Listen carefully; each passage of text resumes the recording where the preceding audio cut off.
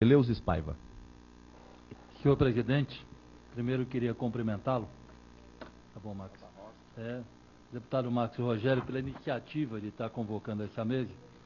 Colocar claramente que eu acredito como toda a casa, eu não vejo nenhum parlamentar nessa casa, eu não acredito que nenhuma pessoa medianamente inteligente seria contra a entrada de médicos estrangeiros nesse país, até porque, no meu modo de pensar, até como parlamentar e médico, eu sou extremamente favorável a estar acolhendo nesse país profissionais médicos que tenham qualidade, que possam contribuir para a assistência à saúde.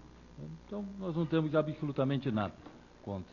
O que me preocupa, senhor presidente, é uma política que hoje está alastrada, e eu vejo que tem sido repetida, uma mentira repetida, e tem sido feita essa técnica, repetida diversas vezes, começa a tomar um tom de realidade. Qual que é a mentira? Uma primeira verdade: saúde pública nesse país vivendo um momento caótico, então tenta se vender para a população: olha, como está tão caótico, mesmo que o médico é mal formado, não tem competência, não tem nada, olha, não tem nada, qualquer um serve. Nós temos conceitos diferentes sob o ponto de vista ético e moral, e entender que não existe dois tipos de cidadão nesse país. Não tem de primeira e de segunda classe. Por de primeira classe, principalmente daqueles no poder, tem o Hospital Sírio-Libanês, tem os bons hospitais. Os pobres, qualquer coisa serve. Então eu discordo desse tipo de teoria de qualquer.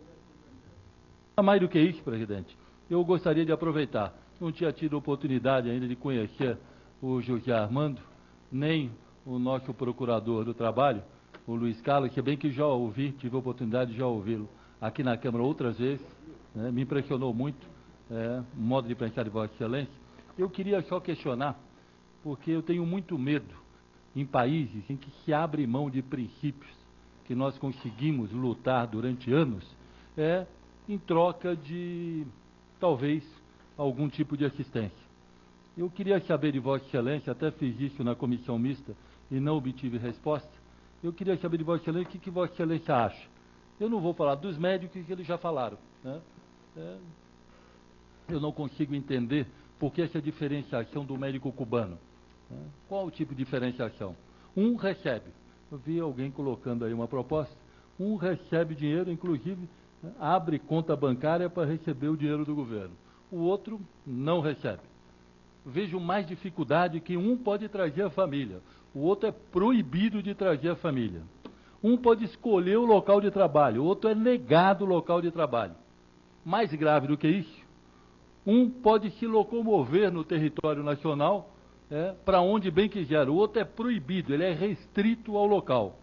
Eu queria, não fazer a pergunta, que seria repetitivo, todo mundo já sabe que isso ocorre, eu gostaria de saber se nós invertêssemos, vamos sair da saúde e vamos entrar no campo. Eu queria saber se um determinado proprietário rural trouxesse para essa pessoa, para esse país, migrantes de outro país, que pagasse a ele, provavelmente, 5%, 6% do seu valor de recebimento, que obrigasse a morar na fazenda e o proibisse a sair da sua fazenda, está proibido a sair, que não pudesse trazer família, que restringisse ele naquele território. Eu gostaria de saber como é que o Ministério Público e até o representante de direitos humanos, como é que ele pensa, porque nós já tivemos isso no país. Nós já tivemos. Aqui no país nós já tivemos isso. Isso que eu estou retratando para Vossa Excelência é o que nós já tivemos e conseguimos uma lei para derrubar isso. E eu espero que a história desse país não seja manchada novamente. Essa é a primeira coisa.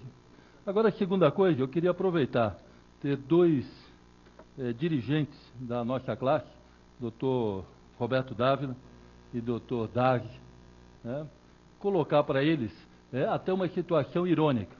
Nós estamos falando da falta de médico no setor público. É verdadeiro? É verdadeiro. Falta médico. Tão mal distribuído que é verdadeiro? Também é verdadeiro. As entidades, pelo que me consta, em reuniões que nós fizemos, colocaram, olha, cria um plano, cria uma carreira de Estado e garanta melhoria da rede básica que nós colocamos médicos.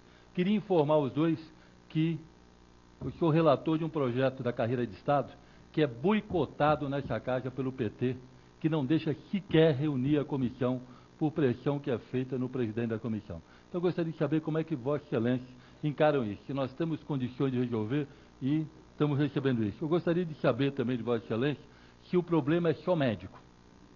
Eu gostaria de saber de Vossa Excelência algo que está escrito no texto da medida provisória. Médico nós vamos levar já, mas no texto da medida provisória fala que as unidades básicas de saúde, para ser dotadas de qualidade só daqui a 5 anos. Então, assumindo que as unidades básicas de saúde não têm qualidade e não terão nem com a entrada de médicos. Só daqui a 5 anos. E acham que ainda é um lucro, porque ia ser daqui a 10.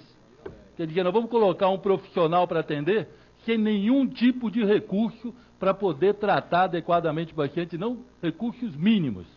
Eu gostaria de saber como é que Vossa Excelência, que preside o Conselho Federal de Medicina, entende um médico trabalhando nessa situação, sem qualidade, sem nenhum profissional da área, não só médico, mas uma equipe multidisciplinar, sem medicamento, sem mínimas condições sanitárias para atuar. Eu gostaria de saber como Vossa Excelência pensa.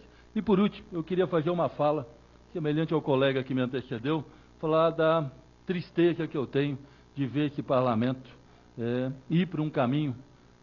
Nós demoramos séculos nesse país, décadas nesse país, para construir um modelo de formação de um profissional médico, para conseguir consolidar as nossas sociedades de especialidades.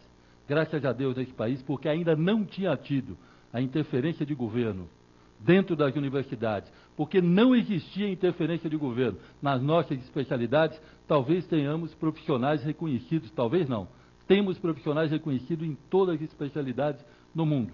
Eu queria saber da tristeza que eu tenho de ver, por uma medida provisória, acabar com as sociedades de especialidades, destruírem as nossas sociedades de especialidades que formam os especialistas, invadir as nossas universidades.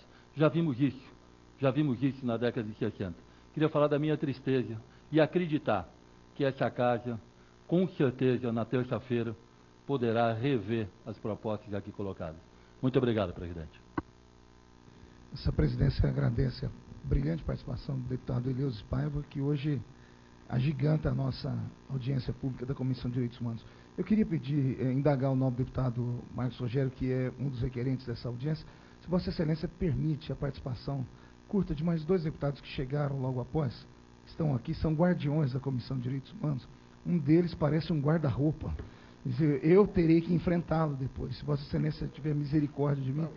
Primeiro, o deputado Pastor Eurico, ele sabe que eu falei sempre na brincadeira, é um dos deputados mais atuantes da Comissão de Direitos Humanos. Só vou pedir para que Vossa Excelência, como sempre, se atenha aos 3 minutos, e na sequência, o deputado Kei Cota, também que pediu a palavra, e aí ouviremos, então, o autor do requerimento, e os nossos convidados estão aqui agonizados, que tem voo marcado, eu acho que eles vão ter que dormir em Brasília hoje.